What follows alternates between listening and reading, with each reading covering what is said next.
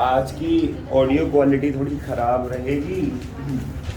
दो कारणों से मेरा भी गला बैठा हुआ है और माइक में लंबा पूरी है। माइक एक्चुअली मैंने वो बैग में रख रखा है पूरे। मेरे को लगा आज बैग का कोई काम नहीं है, बिना बैग के ही चलते हैं, तो जो है माइक उसी में रहेगा। खैर समझ तो आ ही जाएगा, इतना तो मैं चिल्लाने लग ही जाता हूँ बीच बीच में। टेस्ट है, मैंने अनाउंस कर दिया था ना तुम लोग को। Yes, sir.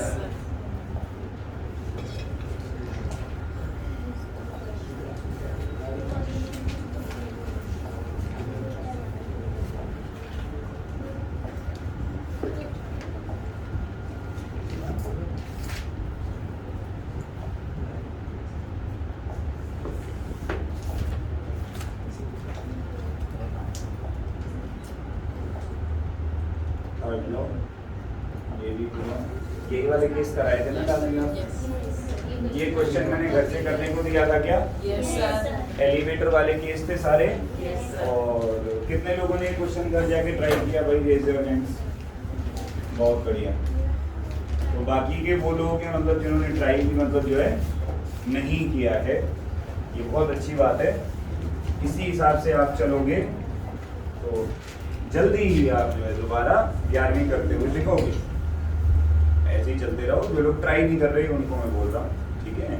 आप 11th रिपीट करते हुए जल्दी दिखाई दोगे, अच्छा रहेगा। आओ जरा आप सवाल पे जरा थोड़ी चर्चा कर लें। कहता है एलिवेटर है, 4000 किलो एलिवेटर का वेट है। तो एलिवेटर का जो वेट है 4000 किलो। कहता है जब अपवर्ड टेंशन जो है वो 48,000 न्यूटन होती है सपोर्टिंग केबल में। किसी भी एलिवेटर में ऑब्वियस सी बात है रस्सी लगी हुई होती है। तो कहता है जब इसमें टेंशन 48,000 न्यूटन है, टेंशन हमेशा ना अपोजिट डायरेक्शन में होती है, ये बात याद रखना। आप टेंशन को कभी भी इसके साथ डायरेक्शन में नहीं ले सकते, ठीक है? जिधर मास लगा है उसके हमेशा अपोजिट डायरेक्शन में टेंशन को, ठीक है? कहता है what is the upward acceleration and starting from rest how far does it rise in 3 second. कह रहा ऊपर की तरफ एक्सेलरेशन कितनी है। तो बड़ा ही सिंपल सवाल हो गया, कुछ ज्यादा ही सिंपल हो गया। इसका मास 4000 किलो है, तो इसका अर्थ ये हुआ कि इसका वेट इसे किधर लेके जाने की कोशिश करेगा? नीचे। और नीचे की तरफ जो वेट लेके जाने की कोशिश करेगा उसकी वैल्यू कितनी होगी? mg। उसकी वैल्यू कितनी होगी भाई? mg। अब ऊपर 48,000, नीचे mg। एक्सेलरेशन पूछी है अपवर्ड डायरेक्शन में, यानी कि लिफ्ट जा किधर रही है? Upward. ध्यान लगा के सोचो। एक तरफ से इस पे फोर्स लग रही है 48,000 न्यूटन, एक तरफ से फोर्स लग रही है mg। जा लिफ्ट ऊपर रही है, तो अगर लिफ्ट ऊपर जा रही है तो कौन बढ़ा? ये बढ़ा कि ये बढ़ा? भाई जिस तरफ मोशन हो रही है उसी तरफ वाला कंपोनेंट बढ़ा। तो जिस तरफ मोशन हो रही है तो इसका मतलब 48,000 बढ़ा। तो 48,000 में से अगर माइनस करूंगा mg को, 48,000 में से माइनस करूंगा अगर mg, तो नेट फोर्स आनी चाहिए। और नेट फोर्स होगा भैया मास इनटू में एक्सेलरेशन। तो मास लिफ्ट का मान रखा है m और एक्सेलरेशन लिफ्ट की क्या है? a। यानी कि 48,000 बराबर हो जाएगा mg प्लस। तो 48,000 बराबर m कॉमन अंदर क्या रह गया? g plus a. मास कितना है? 4,000. g की वैल्यू कितनी ले लूं? 10. ये देखो 3 जीरो से 3 जीरो मारी गई और ये 12 बराबर 10 जमा a। तो एक्सेलरेशन बराबर क्या आ गया? 2 मीटर पर सेकंड का स्क्वायर। तो इतनी एक्सेलरेशन होगी बेसिकली लिफ्ट के अंदर ऊपर की डायरेक्शन में। कितने लोगों का सवाल सही हुआ? जितनों ने ट्राई किया उनका सही हुआ, बहुत बढ़िया। कितने लोगों का सवाल सही हो गया, बहुत अच्छा लगा। टाइम कहता है कितना ऊपर जाएगा 3 सेकंड में। डिस्टेंस कैसे निकाला? s बराबर है ना, कितना ऊपर जाएगा ये पता लगाने के लिए s बराबर कर दो ut जमा हाफ at का। तो u तो 0 ले लेंगे तो आधा गुणा में एक्सेलरेशन है 2 टाइम 3 का स्क्वायर, आंसर आ जाएगा तुम्हारा 9 मीटर। तो कितना मीटर ऊपर चला जाएगा? 9 मीटर। बोलो क्लियर मेरे भाई? Yes, sir. ये क्वेश्चन आपको होमवर्क में दिया गया था, उतारें जरा फटाक से।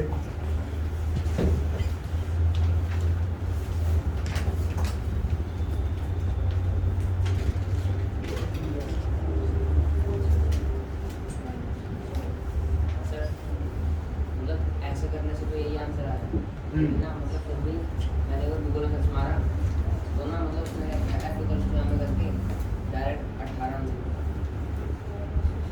काय का f = ma कर, मतलब ऐसे में मास बताइए, मतलब नीचे जाएगा तो 18 आंसर ऐसे f = ma भी लगाएगा तो भी तो 18 नहीं आएगा, मास तो 4000 है। नहीं 18 देखा?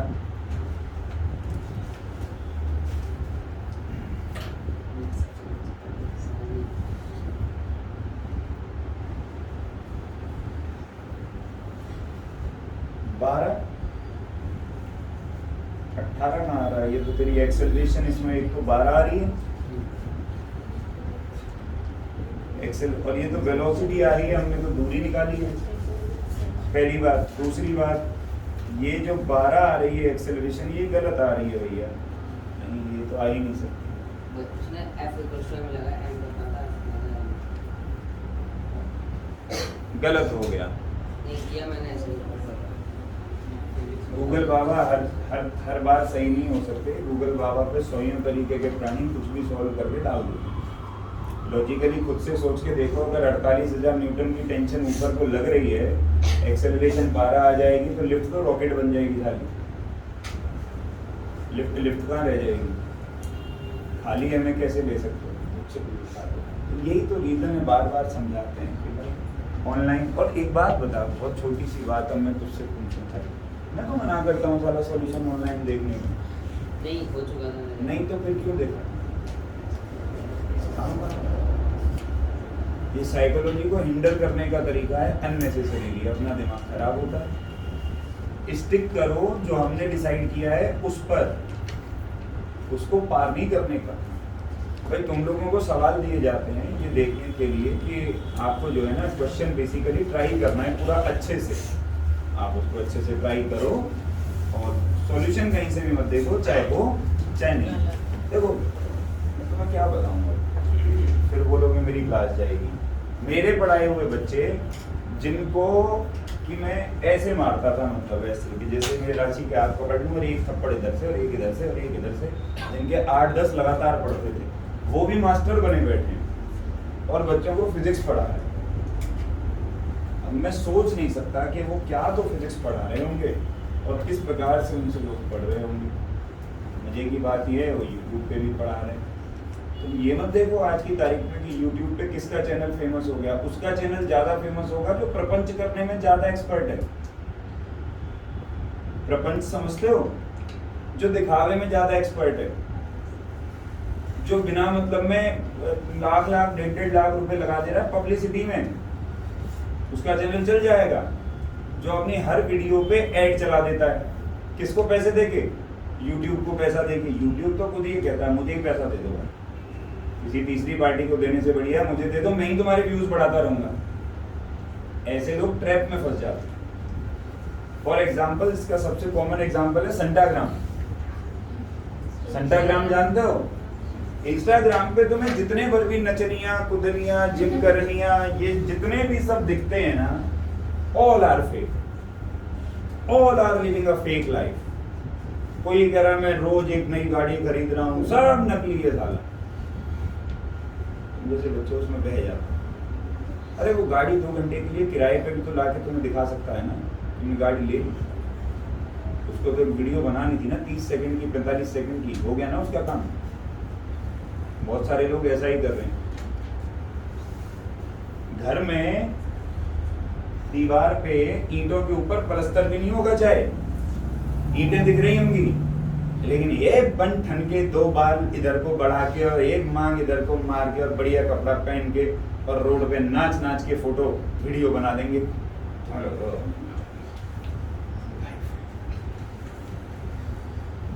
ऐसी ही जिंदगी चाहिए। तो सच्चाई ये है, ऐसी जिंदगी अगर मिल गई तुम्हें तो लोग नचनिए ही गए, इससे ज़्यादा तो कुछ नहीं। तो सॉल्यूशन आपने बिल्कुल गलत देख लिया। आओ जरा अगला सवाल, ये तो करा दिया था ना, law of conservation of linear momentum. बहुत बढ़िया, डालो जरा हेडिंग इसकी,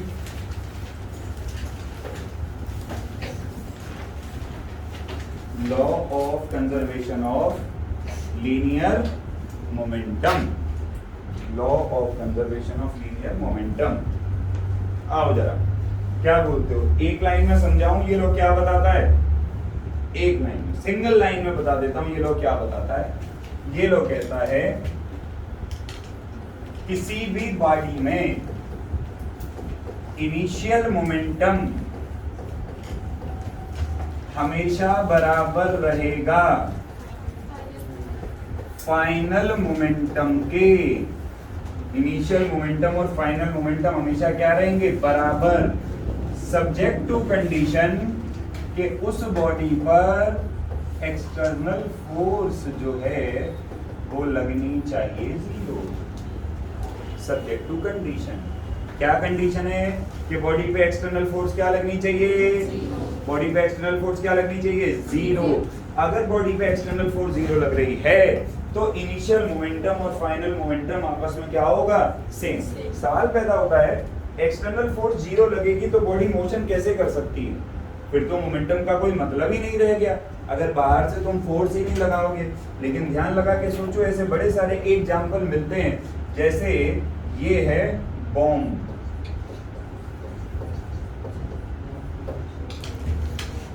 दिवाली वाला बॉम्ब भी मान लो, वो हरे रंग वाला क्या बोलते हैं उसको? सूखली बम, बुलेट, आलू बम ये लड़की कह रही है ना, आलू बम बोलते हैं। तो तुमने क्या किया, इसमें आग लगा के भाग गए बम में, तो बम तो वहीं रखा है, किसी ने इसको मोशन तो दी नहीं ना, तो बम फटेगा तो इसके जो चीथड़े उड़ेंगे उनमें तो मोशन आएगी ना, हाँ ना बोलो। तो यहाँ पे जितनी भर भी फोर्सेस लगी वो सारी की सारी इंटरनल हैं। किस रूप में थी एनर्जी स्टोर? केमिकल के रूप में, केमिकल एनर्जी के फॉर्म में। किसके फॉर्म में थी? केमिकल एनर्जी के फॉर्म में। और बॉम्ब क्या कर गया? ब्लास्ट कर गया। बाहर से आपने कोई फोर्स नहीं लगाई, इसलिए इस केस में एक्सटर्नल फोर्स क्या मानी जाएगी? जीरो। ऐसे ही है, एक इसका बढ़िया एग्जांपल है गोली चलाना। अब तुम कहोगे गोली चलाने में तो हम ट्रिगर खींच रहे हैं, हमने फोर्स लगाई, लेकिन सर आप ट्रिगर केवल केमिकल रिएक्शन शुरू कराने के लिए खींच रहे हो। आप जिस फोर्स से ट्रिगर खींचते हो उस फोर्स से थोड़ी गोली आगे जाती है, वो तो केमिकल एनर्जी जो स्टोर होती है उसके जो पिछला वाला पार्ट होता है उसके अंदर, उसकी वजह से आगे जाती है। तो वहां पर भी एक्सटर्नल फोर्स क्या लगती है? जीरो। अच्छा, यही तो कारण है, कई बार तुमने देखा होगा बारातों में, बारात वगैरह में हम जाएं जब लोग फायरिंग करते हैं खुश होके। समझ तो मेरे को आज तक नहीं आया क्यों करते हैं, मतलब ऐसी भी क्या खुशी, और कि भाई बारातों में फायर, दुनाली देखिए तुमने, दुनाली तो देखी होगी है ना, हिंदुस्तान में तो बड़ा कॉमन है दुनाली, तो फायर कर देते हैं, कभी कभार लग जाती है लोगों की, कई बार दूल्हे की ही लग जाती है, फिर शादी बहुत बढ़िया संपन्न होती है लोगों की, है कि नहीं? तो दूल्हे के लगने का भी कई बार कारण क्या होता है कि वह आदमी जिसने सबसे ज्यादा तो पी हो और जिसके हाथों में सबसे कम जान हो, मतलब बिल्कुल सिंगल पसली कि अगर एक थप्पड़ भी मार दो तो खुद उसे इस बात पे यकीन ना हो कि मैं कितने बार गिरूंगा, वो आदमी दुनाली लेके चलता है फायर करने। अब नुकसान ये है कि जब गोली चलेगी, जब गोली, तो तुमने देखा है कई बार झटका मारती है पीछे, जर्क देती है कंधे पे, क्यों? To every action there is equal and opposite reaction. इसका आंसर यहाँ से भी मिलेगा, law of conservation of linear momentum से अभी मैं कैलकुलेशन करके भी दिखाऊंगा। लेकिन जब तुमने फिल्मों में देखा वो ऐसे करते हैं, हालांकि वो तो एक्टिंग करते हैं, फिर भी बढ़िया रियल एक्टिंग करते हैं, ऐसे भिज के हैं, हाथ पीछे क्यों जाता है ये? क्योंकि रियलिटी में भी अगर गोली चलाओगे तो हाथ हल्का सा पीछे जाएगा, क्यों? गोली चली आगे, वो हुआ एक्शन, तो उसका रिएक्शन भी तो लगेगा, तो बंदूक पे फोर्स किधर को लगेगी? पीछे को। यही कारण है कि जब किसी को दुनाली चलाने की ट्रेनिंग दी जाती है तो उसको बताया जाता है कि दुनाली का जो बट है उसको यहाँ लगाओ, कंधे पे, कंधे से सपोर्ट देके फायर करो ताकि झटका जो आए उसको कौन झेले, कंधा। अब कोई एड़ा गधेड़ा ऐसे ही रख के चलाएगा, अब एक तो उसने दारू पी रखी है, दूसरा उसमें दम बहुत ज्यादा है, तो जैसे ही गोली को फायर करेगा उस पर झटका आएगा, तो झटका आएगा तो जानी ऐसे चाहिए थी, चली ऐसे जा रही है लोकेश की तरफ, लोकेश शहीद हो गया खानो खान में है। बात को समझो तुम, ऐसे थोड़ी है मैं लोकेश को शहीद कर रहा हूँ, लोकेश जिंदा बैठा है, अभी शादी करेगा भाई, लोकेश है कि नहीं है, शादी नहीं करेगा, कह रहा मना करने से क्या होगा, लोकेश के मन में तो लड्डू फूटा तुम साले खानो खाम में उसको ब्रह्मचारी बनवा रहे। खैर चलो, बात तुम्हें समझ में आई, नहीं समझ में आई, तो ये है law of conservation of linear momentum. समझ रहे, नहीं समझ, पहले स्टेटमेंट लिखो उसके बाद में इसको लिखना है। स्टेटमेंट भी लिख लो, ये भी पूछी जाती है पेपर में कई बारी कि if no external force, if no external force is acting on a body, comma the total linear momentum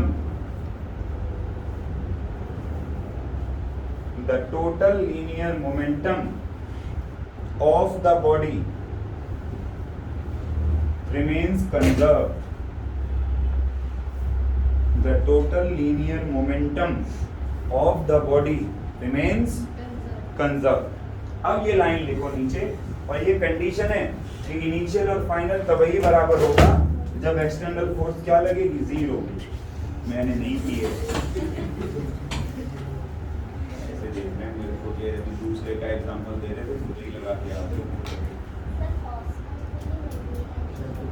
इसमें होस पाइप में उसमें भी एक फायर फाइटर को, अब देखो ये जानबूझ के ऐसे एग्जांपल मुझसे पूछ रही है जिसमें अब मैं ऐसे एग्जांपल तुम्हें दूंगा कि तुम्हें हंसी आए। वो फायर ब्रिगेड में तुमने फायर फाइटर देखे हैं, अगर मान लो फायर फाइटर हो एकदम सिंगल पसली, एकदम मरियल, तो उससे पाइप नहीं पकड़ा जाना वो, क्योंकि उसमें प्रेशर होता है बहुत ज़्यादा, बहुत तेज प्रेशर होता है, उसको पकड़ने के लिए भी बहुत ज़्यादा क्या चाहिए, दम। इसीलिए तो फायर फाइटर्स का फिजिकल टेस्ट भी होता है नौकरी लगने से पहले। कई लोग सोचते हैं, ये पूछते हैं मुझसे, आग ही तो बुझानी है, इसमें फिजिकल टेस्ट की क्या जरूरत है? जरूरत है भाई, पता चले बिल्डिंग की आग बुझाने की बजाय वो ट्रक की आग बुझा रहा हो, जिस ट्रक से वो आया हो, पकड़ते ही ना आप आए उसकी में पाइप, समझे? ऐसा भी पॉसिबल है, इसलिए बहुत जरूरी है। चलो आओ जरा, तो अब इसमें एक एग्जांपल हम लोग देखते हैं law of conservation of linear momentum में। इसको बोलते हैं भाई recoil of a gun, recoil of a gun. तुम लोगों ने ये चीज ऑब्जर्व करी हो ना करी हो, जीवन में एक बार जरूर बंदूक चलाना। हाँ, मेरी आपसे ये रिक्वेस्ट है, हवा में चलाना, मतलब कहीं सीरियस ले जाओ। रोनित ने बड़ा अच्छा एक पॉइंट रखा, बोले सर हवा में, किसी को कहीं पता चले किसी को टपका दो। और देखो शादी में चलाना, शादी में चलाना अच्छा लगता है, फील्स गुड, क्योंकि इतने सारे लोगों में इधर उधर चल जाए और किसी के लग जाए तो तुम तुरंत से पहले 9 तो 11 हो सकते हो। वो बात दूसरी है, बाद में पुलिस तुम बहुत तोड़ेगी। यहाँ हुआ था एक मंगोलपुर गांव में हुआ था एक हादसा, तो ब्याह निकल रहा था, सब लोग नाच रहे थे, गोलियां चल रही थी, लोग छज्जे पे खड़े होके दूल्हे को देख रहे थे। जो एक छज्जे पे खड़ा था उसी की गोली लग गई, स्वाद आ गई। मुझे नहीं पता बट लगी थी गोली, मेरे को इतना अच्छे से मालूम है। और ऐसा अक्सर हो जाता है हमारे यहाँ यूपी में, तो होता ही है, तुम्हें पता ही। यूपी का कौन कौन है पता? तो तुम तो जानते ही हो यूपी को। यूपी में बंदूक से ज्यादा क्या चलता है? कट्टा। तुम यूपी के नहीं होती यार, तुमको कुछ नहीं पता। कट्टा कहीं भी चल जाता है, जेब में रखा रखा भी चल जाता है। एक बंदे की जेब में रखा रखा चल गया था, थाई में से आर पार हो गई थी गोली, तो उसको बहुत स्वाद आया। Recoil of a gun, recoil of a gun. आओ जरा बंदूक बनाएंगे एक सुंदर सी एकदम बढ़िया। मेरी ड्राइंग पे सर बहुत अच्छी है। मतलब मेरे को बर्दाश्त नहीं होती है बात, मैं बता रही हूँ। यही बोलना है। ड्राइंग सर एकदम 1 नंबर की ड्राइंग है सर। हाँ, ये देखा बंदूक मैंने कितनी जबरदस्त बनाई है। और सुनो, खाली बंदूक से क्या करोगे, गोली भी तो बनानी पड़ेगी। गोली ठीक है, अच्छी सारे टेस्ट देना, ये अच्छी अच्छी नोट बता रहा हूँ यहाँ। तो बंदूक का मास ले लेते हैं mg, मास ऑफ गन, और गोली का मास ले लेते हैं mb, mass of bullet, mass of bullet. अब सुनो मेरी बात ध्यान से। तो बंदूक है, हमने गोली चलाई, क्योंकि मैंने तुम्हें बताया कि बाहर से कोई फोर्स लग नहीं रही इस पे, ध्यान से समझना। तो एक्सटर्नल फोर्स क्या है, 0। एक्सटर्नल फोर्स जब 0 है तो इसका मतलब initial momentum before firing, initial momentum before must be equal to final momentum after firing. हाँ ना बोलो, होना चाहिए कि नहीं होना चाहिए? फायरिंग से पहले, फायरिंग से पहले गोली और बंदूक दोनों एक ही जगह है, तो इनका टोटल मास क्या होगा, मास ऑफ गन जमा मास ऑफ बुलेट इनटू में इनकी रफ्तार। लेकिन जब फायर ही नहीं हुए तो दोनों ही रेस्ट पे हैं, तो दोनों ही रेस्ट पे हैं, तो इनिशियल रफ्तार दोनों की क्या होगी, 0। इनिशियल रफ्तार दोनों की क्या हो जाएगी, 0 बराबर। फायर होने के बाद में मान लो बुलेट का वेलोसिटी है vb, तो बुलेट का मोमेंटम क्या हो जाएगा, mass of bullet into velocity of bullet. हाँ ना बोलो, प्लस में गन की अगर रिकॉइल वेलोसिटी vg मान लूं तो इसका मोमेंटम क्या हो जाएगा, mg vg। बोलो क्लियर है भाई, इसका मोमेंटम क्या हो जाएगा, mg vg। ऐसा क्यों हो पाया, क्योंकि भैया मोमेंटम का फॉर्मूला भैया क्या होता है, मास इनटू में वेलोसिटी। मोमेंटम का फॉर्मूला क्या होता है, मास इनटू में। भाई मान लो फायर होने के बाद में गोली आगे गई vb की रफ्तार से, तो तुम ध्यान लगा के देखो बंदूक को भी तो पीछे जाना चाहिए, बंदूक को भी क्या जाना चाहिए, पीछे। तो बंदूक की रफ्तार मान लेते हैं vg, और इस रफ्तार को बोला जाता है रिकॉइल वेलोसिटी। क्या बोला जाता है इसको, रिकॉइल वेलोसिटी। मुझे लगा ही नहीं तुम्हें आया, इसे क्या बोला जाता है, रिकॉइल वेलोसिटी। तो बंदूक जिस रफ्तार से पीछे आती है उसको बोलते हैं रिकॉइल वेलोसिटी। तो हमने टोटल मोमेंटम कंजर्व कर दिया, तो ये तो क्या हो गया पूरा पूरा 0। सामने की तरफ क्या बचा, mb vb जमा mg vg। यानी कि मैं ये कह सकता हूं कि mg vg बराबर है mb vb के, और मैं ये भी कह सकता हूं कि vg बराबर है माइनस mb vb अपॉन में mg। क्या ये बात समझ में आई? तुम एक चीज समझ पा रहे हो कि अगर मैं vb को पॉजिटिव मान लूं, अगर मैं ये कह दूं कि vb पॉजिटिव है, तो एक बात बिल्कुल तय है कि vg क्या आएगी, नेगेटिव। इसका मतलब गोली अगर आगे जा रही है तो बंदूक किधर आ रही है, पीछे। इसीलिए मैंने कहा कि बंदूक झटका देती है, बंदूक क्या देती है, झटका देती है। और वो ये रिलेशन भी कंफर्म कर रहा है। एक और चीज समझना, गन की जो वेलोसिटी है, ध्यान से, गन की जो वेलोसिटी है वो गन के मास पे इनवर्सली प्रोपोर्शनल है। यानी कि बंदूक जितनी भारी होगी झटका उतना, और बंदूक जितनी हल्की होगी झटका उतना। बात समझ में आई? हाँ ना बोलो मेरे भाई, पक्की बात। इसलिए वो पिस्टल लेके ऐसे ऐसे डिस्क्यों करता है, एक्टर जो होता है दुनाली लेके थोड़ा ही करता है डिस्क्यों, एक गोली मारे नाच के आए वापस। दुनाली में थोड़ी करता है ऐसे, अरे पिस्टल में ही तो करता है, क्योंकि पिस्टल हल्की है, वो जो जर्क लगाएगी वो तेज जर्क लगाएगी। और बंदूक क्या है, जो दुनाली है वो क्या है, भारी है, वो जो जर्क लगाएगी वो उतना तेज जर्क फिर भी मुंह तोड़ सकती है। इसलिए ध्यान से चलाएं, अगली बार उतारें फटाक से, मुंह पक्का तोड़ सकती है वो भी, है ना। 2 मिनट का टाइम मैं तुम्हें दे रहा हूं, इस क्वेश्चन को पहले ट्राई करो जरा एक बार प्लीज।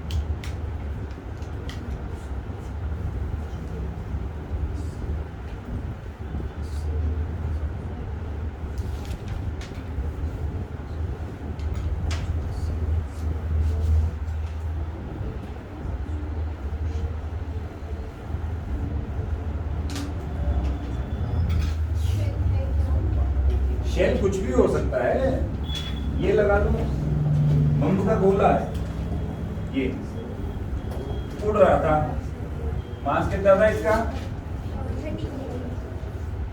और ये फ्लाई कर रहा था, चलते चलते फट गया रास्ते में। 120 मीटर पर सेकंड। 120 मीटर पर सेकंड, पता नहीं मुझे आंसर नहीं पता, निकालूंगा। 120 यार। 120 ही आ रहा है, नहीं आया। नहीं आया, इतना ही आया, 120 ही आया।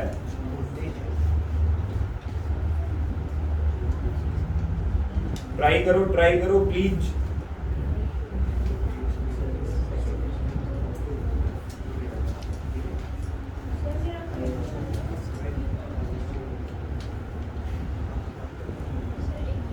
एक 80 देखते हैं, चलो आप देखो। अब एक बात समझो भाई, ये ट्रेवल कर रहा था 48 मीटर पर सेकंड से। अब एक बात तो क्लियर है कि ये एक्सप्लोड हुआ,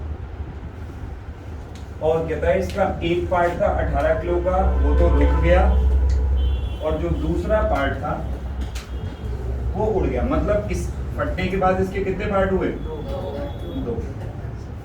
मतलब एक दो। तो ये थोड़ा छोटा, ये भी थोड़ा छोटा। तो कह रहा है एक पार्ट जो 18 किलो का था ये तो रुक गया, तो इसकी तो रफ्तार क्या हो गई? तो अगर 18 किलो का ये है तो बचा कितना? ये किसी रफ्तार से उड़ गया, ये रफ्तार पता लगानी थी। क्योंकि एक्सप्लोजन अपने आप हुआ तो मोमेंटम कंजर्व रहेगा, और मोमेंटम कंजर्व रहेगा तो इनिशियल मोमेंटम बराबर रहेगा किसके? फाइनल मोमेंटम के। इनिशियल जब ये फटा तो इसका इनिशियल मोमेंटम कितना था? 30 इंटू में 48। अब फाइनल मोमेंटम जो होगा वो इन दोनों का होगा। इसका मास कितना? 18 गुणा में इसकी रफ्तार कितनी, जमा में इसका मास कितना, इसकी रफ्तार मुझे पता नहीं। हाँ ना बोलो। यानी कि बचा क्या? 30 इंटू में 48 बराबर 12b, 12 चौक 48, और v बराबर आया 120 मीटर पर। मुझे लगा नहीं तो मैं आया भाई। सिंपल सा क्वेश्चन है, law of conservation of linear momentum पे बेस्ड है। आपको इनिशियल मोमेंटम और फाइनल मोमेंटम क्या कर देना है? इक्वल।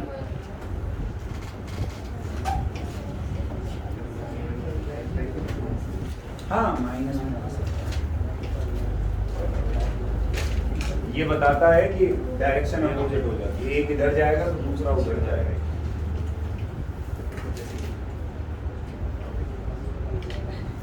हाँ भैया हो गया, बोलो।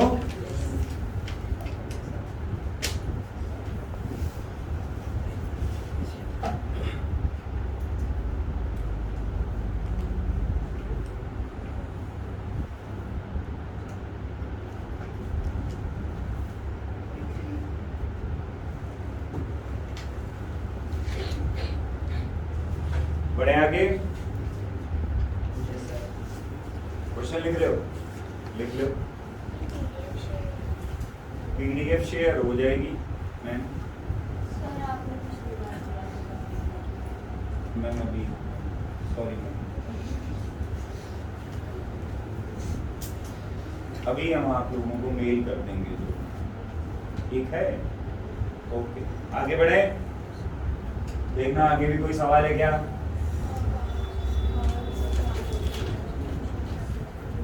करो तिवारी, करो बेटा।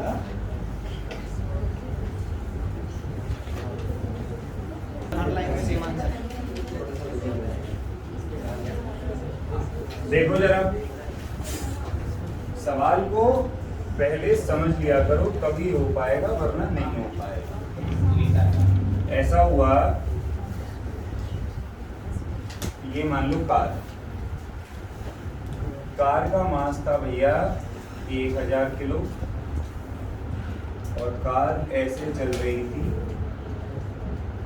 32 मीटर पर सेकंड,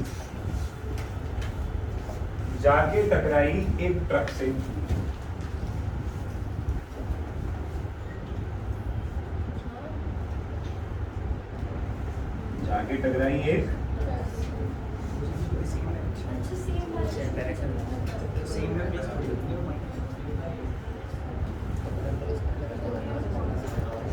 जाके टकराई एक ट्रक से।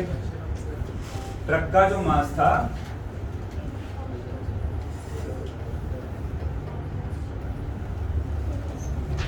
Moving in the same direction, लिखा हुआ है सवाल में 4 मीटर पर सेकेंड। ये स्थिति है, तो अभी वो इसकी रफ्तार ज्यादा है ना, सेम डायरेक्शन में इससे टकराएगा। टकरा के गाड़ी तो वापस आ गई 8 मीटर पर सेकेंड की रफ्तार से। तो कहता है बता ट्रक की रफ्तार कितनी होगी। Law of conservation of linear momentum ये कहता है कि इनिशियल मोमेंटम और फाइनल मोमेंटम क्या होगा। ध्यान से, इनिशियल मोमेंटम कार का कितना है टक्कर से पहले का 1000 गुणा में 32 जमा में उसका भी तो कुछ इनिशियल मोमेंटम है टक्कर से पहले, उसका कितना है 8000 गुणा में बराबर में। अब टक्कर के बाद कार का मोमेंटम कितना हो गया, वो सॉरी कार की रफ्तार कितनी हो गई 8, तो कार का मास कितना,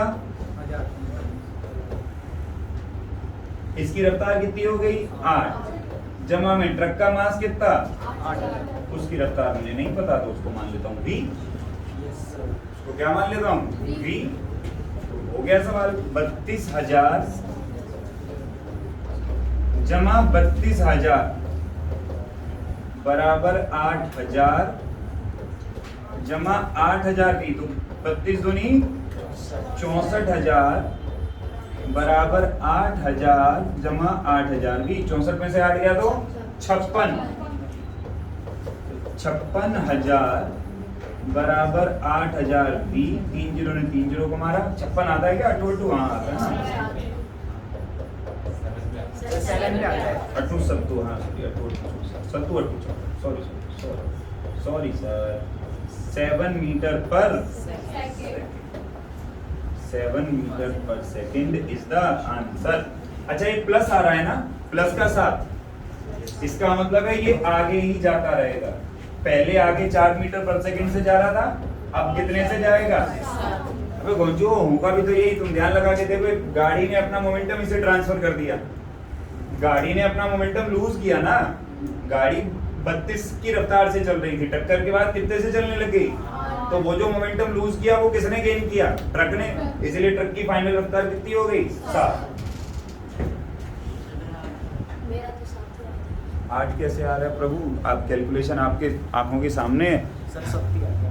हम कनेक्टेड मोशन, कैसा मोशन, सुनो मेरी बात बहुत ध्यान से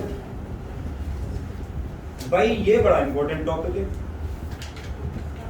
एक सवाल पक्का है यहां से स्कूल में भी, और जो लोग गलती से कभी जीवन में नीट का पेपर देंगे उनके लिए एक सवाल यहां से तय।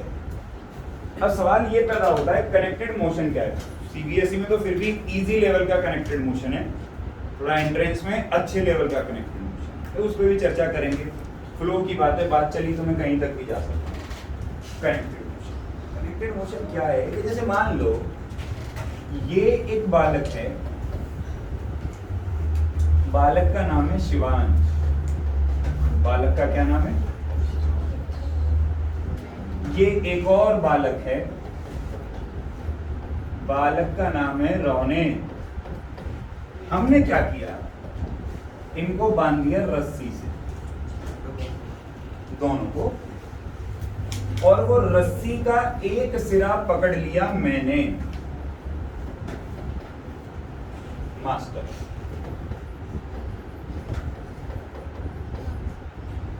रस्सी का एक सिरा मेरे हाथ में। अब सोच, अगर मैं इस रस्सी को हल्का सा अपनी तरफ को खींचूंगा तो मेरे उस फोर्स के लगाने की वजह से शिवांश भी खींचेगा और रोनित भी। इसका मतलब एक तरीके से शिवांश की जो ये मोशन है ये रोनित की मोशन के साथ क्या हो गई, कनेक्ट। और इस तरीके की मोशन को हम लोग कनेक्टेड मोशन बोलते हैं। उदाहरण के तौर पे गांव में जब कभी भी कुएं में से पानी निकाला जाता है तो एक बाल्टी पे रस्सी बांध के बाल्टी को कुएं में डाला जाता, आदमी खुद तो नहीं कूद जाता कुएं में, बाल्टी को कुएं में फेंकता है। जब बाल्टी में पानी भर के वो बाहर निकाल रहा होता है तो फोर्स किस पे लगाता है, बाल्टी पे या रस्सी पे? लेकिन खिंचता कौन है, रस्सी के बाल्टी? दोनों, इसकी तो दोनों है ना। इस तरीके के मोशन को भी हम लोग क्या बोलते हैं, कनेक्टेड मोशन। कौन सा मोशन बोलते हैं भाई, कनेक्टेड मोशन। अब तुम बात को समझो, कनेक्टेड मोशन 100 तरीके का हो सकता है। पुली के साथ पुली मिला दो, धीरे धीरे करके हम कॉम्प्लिकेटेड चीजों पे आएंगे, लेकिन तुम्हारे सिलेबस में जो कनेक्टेड मोशन है मैं उसको जरा तुम्हें बना के दिखाता हूं। एक हमारे यहाँ क्या है, पुली सिस्टम है। कौन सा सिस्टम, पुली सिस्टम। इस प्यार से छोटी वाली पुली को हम बोलते हैं एटवुड मशीन। क्या बोलते हैं इसको, एटवुड मशीन। अभी समझाता हूँ क्या है ये एटवुड मशीन। तो जैसे मान लो ये पुली है ना, इस पे हमने क्या काम किया कि एक तरफ एक मास ऐसे लटका दिया और एक तरफ एक मास ऐसे लटका दिया। मास भी नहीं करा देते हैं, देखो एक मास हमने ऐसे लटका दिया, एक मास हमने ऐसे लटका दिया। ये मास हम लोग ले लेते हैं m1 और ये मास हम लोग क्या ले लेते हैं, m2। हमने ये माना कि m1 बड़ा है किससे, m2 से। जो रस्सी है जो आपको ये ऐसे दिखाई दे रही है, ये ऐसे जुड़ी हुई है, ऐसे जुड़ी हुई। अब एक कॉमन सी बात है जो आप देख भी पा रहे होंगे कि अगर ये वाला मास इस वाले मास से बड़ा है तो रस्सी ऐसे नीचे गिर जाएगी। अरे हाँ ना बोलो भाई, जिस तरफ का मास बड़ा है उसी तरफ मोशन होगी। तो अगर मोशन होगी तो आपको पता लगाना है कि बताओ जब ये मास गिरेगा तो इसकी एक्सेलरेशन कितनी होगी और रस्सी में खिंचाव यानी कि टेंशन कितनी होगी। आपसे मेनली यही दो सवाल पूछे जाएंगे। एक तो आपसे एक्सेलरेशन पूछी जाएगी और दूसरी आपसे क्या पूछी जाएगी, टेंशन। सुनो मेरी बात ध्यान से, इन सवालों को करते समय हम ये मान के चलते हैं कि जो पुली है वो मासलेस है। साथ के साथ हम ये भी मान के चलते हैं कि पुली जो है वो फ्रिक्शनलेस भी है, क्योंकि हम इसमें पुली का मास कभी भी ऐड नहीं करेंगे। अगर उसको भी ऐड करने लग जाए तो सवाल हमारा हो जाएगा मुश्किल, और ज्यादा मुश्किल। ऑलरेडी मुश्किल है वैसे, और फिर मुश्किल हो जाएगा। डरने वाली कोई बात नहीं है। मैं बहुत शॉर्टकट भी बता दूंगा तुम्हें इन सवालों को करने का, लेकिन मेरा कहना है लॉन्ग कट पहले समझ लो, शॉर्टकट एंट्रेंस में लगाएंगे, ठीक है जी। तो आप देखो ध्यान से, एक बात जो बिल्कुल मेरे को समझ में आ गई वो ये कि अगर m1 m2 से बड़ा है तो ये पूरा सिस्टम किधर आएगा, तो अगर मैं ये कह दूं कि ये ऐसे नीचे आ रहा है, ध्यान लगाओ, अगर ये नीचे आ रहा है तो ये किधर जाएगा। अब अगर मैं ये कह दूं कि ये वाला a एक्सेलरेशन से नीचे आ रहा है तो ये a एक्सेलरेशन से ही ऊपर जाएगा ना, क्योंकि मोशन कैसा है, कनेक्टेड। क्योंकि मोशन कैसा है मेरे भाई, जितने एक्सेलरेशन से ये नीचे आएगा उतनी ही एक्सेलरेशन से ये। अब सोचो थोड़ा थोड़ा, ये जो मास है इसको भूल जाओ थोड़ी देर के लिए ना। सोचो है इसका वेट किस तरफ होगा, नीचे। इसका वेट इसे किधर खींचेगा, नीचे। तो इसका वेट होना कितना चाहिए, वेट का फॉर्मूला होता है mg, तो इसका वेट होगा m1g। हाँ ना बोल, वेट का फॉर्मूला क्या होगा, m1g। अच्छा, अगर वेट नीचे लग रहा है तो न्यूटन का तीसरा लॉ, एक्शन रिएक्शन, कोई ना कोई इसको अपोज भी करेगा। तो इस केस में इसको अपोज करती है रस्सी में टेंशन। रस्सी में क्या आ जाती है, टेंशन। रस्सी खिंच जाएगी ना, जब रस्सी खिंच जाएगी तो रस्सी में क्या आ जाएगी, टेंशन। ऐसे ही इसको देख m2 को, इसका भी वेट इसे किधर खींचेगा, नीचे। भाई धरती सबको पकड़ के नीचे खींचती है, तो जब ये नीचे खींच रहा है तो इसकी रस्सी में भी टेंशन किधर को होगी, ऊपर को। बोलो सही है, हाँ ना बोलो यार। अब देखो फिर से इसे बोलो, इस वाले ब्लॉक पे ध्यान लगाओ। ये ब्लॉक किधर आ रहा है, नीचे। इस ब्लॉक पे दो फोर्स लग रही है, m1g से नीचे लेके आ रहा है, टेंशन ऊपर लेके जाने की कोशिश कर रहा है, लेकिन ब्लॉक जा किधर रहा है, कौन बड़ा, m1g के टी, कौन बड़ा, अगर m1g बड़ा तो नेट फोर्स पता लगाने के लिए m1g में से t को क्या कर दूं, फोर्स का फॉर्मूला क्या होता है, मास इनटू। इसका मास कितना है, m1, एक्सेलरेशन कितनी है, let this be equation number. अब सुनो, मजे मजे में ये जो डायग्राम तुमने बनाया है ना, इस डायग्राम को कहते हैं फ्री बॉडी डायग्राम, FBD। इसी डायग्राम को क्या बोलते हैं? Free body diagram. और ये जो इक्वेशन तुमने बनाई है अभी एकदम प्यार मोहब्बत से, इसको बोलते हैं कॉन्स्ट्रेंट इक्वेशंस। कौन सी इक्वेशन बोलते हैं? Constraint equation. समझो बात को, ये जानना तुम्हारे लिए कोई खास नहीं है, तुम्हें तो सवाल सॉल्व करने से मतलब है। अब जरा इसको भूल जाओ, इसको देखो, इस पे एक फोर्स लग रही है M2 की, एक फोर्स क्या लग रही है? T। जा किधर रहा है? नीचे जा रहा है ऊपर? अगर ऊपर जा रहा है तो कौन बड़ा? T के M2 जी? सोच के बोलो कौन बड़ा? अरे जिस तरफ जा रहा है उधर का ही फोर्स बड़ा होगा। तो नेट फोर्स निकालने के लिए अब की बार T में से माइनस कर दूं किसको? तो फॉर्मूला मास इनटू एक्सेलरेशन। अब की बार इसका मास कितना है? M2 और एक्सेलरेशन कितना? बोलो सही है? तो यार एक बात बताओ, यहाँ तक का पल्ले पड़ा? अगर ये इक्वेशन, यही मेन है, इक्वेशन बनानी आ गई, समझ ले सवाल करने आ गए, ठीक है? ये क्लियर हो गई बात। अब कुछ मत कर, उठा के इक्वेशन नंबर 1 और 2 को पहले ऐड करेगा तो m1g minus T plus T minus m2g बराबर m1a प्लस m2a। बोल सही है? टी ने टी को मार दिया, g आ गया कॉमन, अंदर क्या बचा? m1 माइनस, यहाँ से एक्सेलरेशन कॉमन, अंदर क्या बचा? m1 plus. तो एक्सेलरेशन का फॉर्मूला क्या आया? g m1 minus m2 upon में m1 प्लस m। ये याद रखियो, m1 में से m2 इसलिए माइनस हो रहा है क्योंकि m1 बड़ा है m2 से। अगर सवाल पलट के आ जाए कि m2 बड़ा हो जाए m1 में से, तो ये m1 माइनस m2 की जगह क्या हो जाएगा? m2 minus m1। ठीक है जी, एक्सेलरेशन आ गई। अब क्या काम कर, इक्वेशन नंबर 1 और इक्वेशन नंबर 2 को डिवाइड भी कर दे जरा। डिवाइड कर m1g माइनस t अपॉन में t minus m2g is m1a upon में m2a। a में a को मार दिया, क्रॉस मल्टीप्लाई करेंगे m1 m2g minus m2t is m1t minus m1 m2g। बोल सही है? इसको इधर ले ले, m1 m2g plus m1 m2g is m1t। ये इधर आ जाएगा तो क्या हो जाएगा? ये ऐड होके क्या हो जाएगा? 2m1 m2g is t m1 plus of. तो t का फॉर्मूला क्या आया?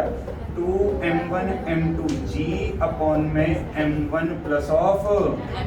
ये किसका फॉर्मूला आ गया? टेंशन का। क्या तुम्हें ये बात पल्ले पर? हाँ भाई, क्या ये बात तुम्हें पल्ले पड़ी? हाँ ना बोलो। तो पहली बात तो ये टेंशन का फॉर्मूला और ये एक्सेलरेशन का फॉर्मूला तुम्हें याद भी होना चाहिए। इस पर न्यूमेरिकल भी आते हैं, ये पूरी डिराइव करने को भी आती है। अब इसका एक शॉर्टकट भी है, वो मैं तुम्हें बताऊंगा, लेकिन पहले उतार, समय नहीं बचेगा फिर उसे बताने का। शॉर्टकट भी है।